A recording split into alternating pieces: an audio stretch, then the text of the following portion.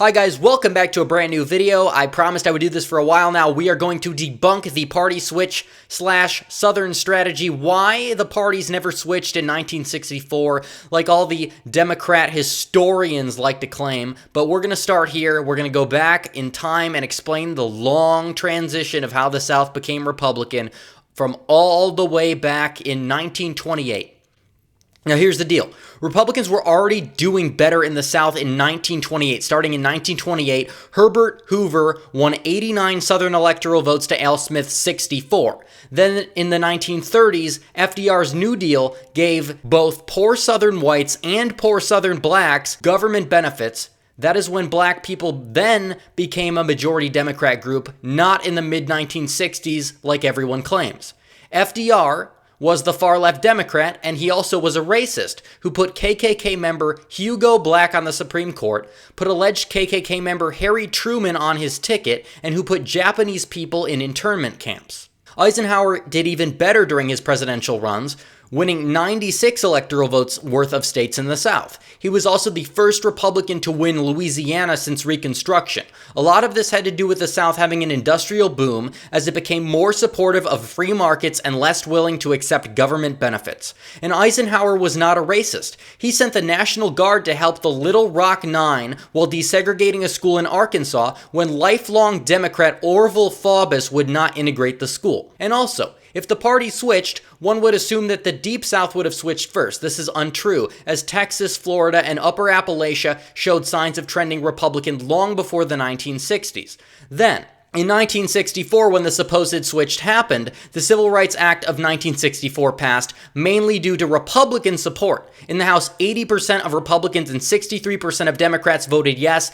and in the Senate, 82% of Republicans and 69% of Democrats voted yes. And LBJ, who previously had a terrible record on civil rights, only signed it into law because he had a veto-proof majority.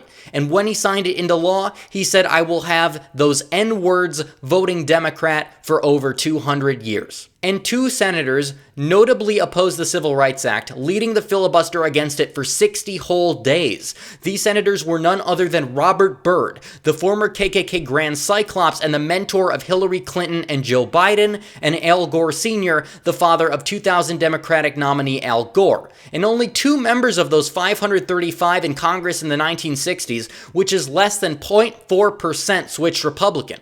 Strom Thurmond was one of them, and Thurmond was fighting with his party for 20 years prior. He even ran as a third party in 1948 despite the party. And Thurmond moved away from his racist past after becoming a Republican as he voted to make MLK Day a national holiday in 1983. And yes, John Jarman from Oklahoma did switch in the 1970s, but it had nothing to do with race. It was only in protest of his colleagues being removed from their committee assignments, and he declined to seek re-election the year after. And many of the Republicans that voted against the bill, like Barry Goldwater, for example, did not oppose civil rights. Many voted against the act because they argued that the act was unconstitutional.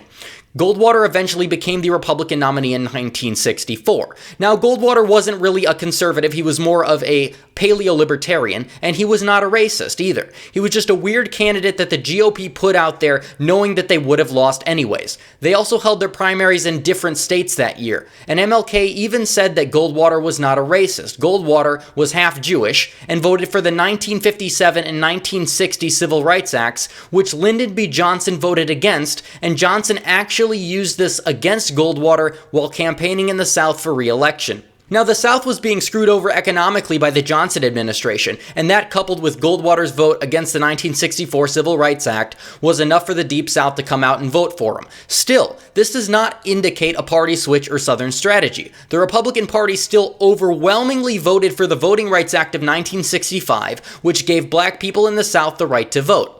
Now, in 1968, which was a year plagued by race riots and assassinations, the Republicans nominated Nixon. Many liberals in the media accuse Nixon today of being a coded racist because of his tough stances against things like forced busing and law and order. However, Nixon was not a racist, at least not in his public life. He was a member of the NAACP, he desegregated schools, and he enacted anti-discrimination and affirmative action policies throughout his presidency.